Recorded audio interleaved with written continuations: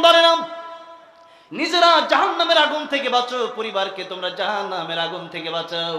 আমাকে জিজ্ঞাসা করেন যদি কিভাবে জাহান্নামের আগুন থেকে বাঁচাবো, সমস্ত মুফাসসিরে কেরামগণ একমত, আল্লাহর কোরআন যদি শিখাতে পারেন, নবীর সুন্নাহ যদি শিখাতে পারেন, সন্তানটা জাহান্নাম থেকে বেঁচে যাবে।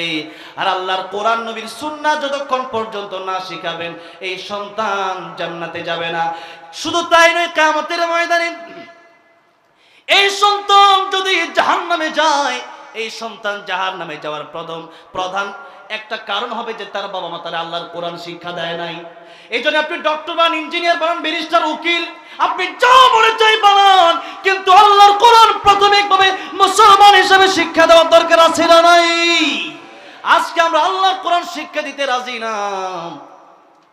মনে করি আল্লাহর কোরআন শিক্ষা দিলে মনে হয় রিজিক আসবে না। আরে না, রিজিকের মালিক তো আমার আল্লাহ। পৃথিবীর কার বাপের ক্ষমতা আছে নাকি যে একটা চাউল সে ব্যক্তি বানাবে? বানাতে পারবে কেউ?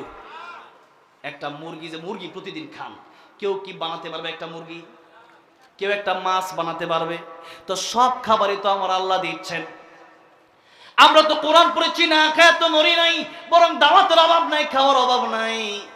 হুজুর জিগায় দেখেন কয়দিন না খায় রইছে। আর আপনার ঘরে 40 পদের খাবার আছে, কিন্তু আপনি যাওয়ার চাইলে রুটি ছাড়া কিছু খেতে পারেন না। আপনার ঘরে 1000 রকমের খাবার আছে, আপনি খাইতে পারেন না। আর হুজুরের ঘরে খাবার নাই, হুজুরের বেতন 10,000, কিন্তু হুজুর দাওয়াত খাইতে খাইতে কুল পায় না। তাহলে বোঝা গেল রিজিকের মালিক কে? আল্লাহ যদি রিজিকের মালিক হয়, আগে তো অনেকে অনেক প্রশ্ন তুলতো।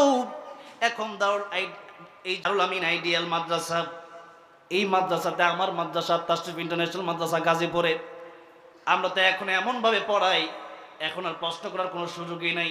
বাংলার সাথে অঙ্ক, ইংরেজি, আরবির সাথে বাংলা, অঙ্ক, ইংরেজি সবই আছে।